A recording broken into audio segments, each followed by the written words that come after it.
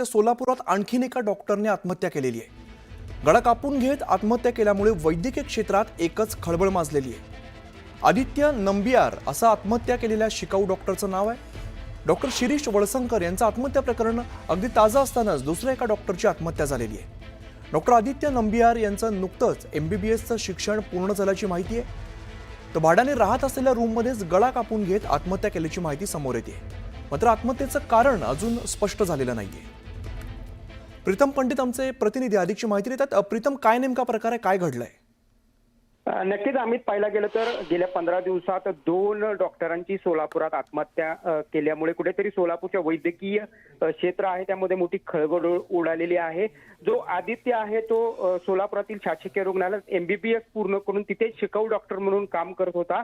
मात्र अचानक सोलापुरातील होडगी रोड येथील जे शासकीय हॉस्टेल आहे त्या हॉस्टेलमध्ये तो राहत होता आणि अचानक सकाळी तो बाथरूम मध्ये रक्ताच्या थारोळ्यात पडलेला दिसला। स्वतःचा गळा कापून आत्महत्या केल्याचा प्राथमिक अंदाज आहे।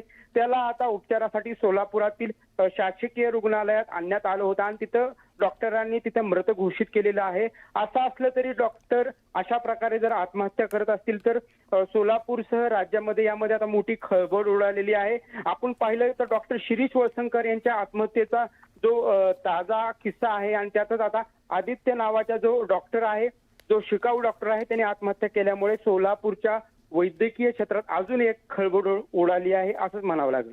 निश्चित धन्यवाद प्रीतम या सगळ्या माहितीसाठी।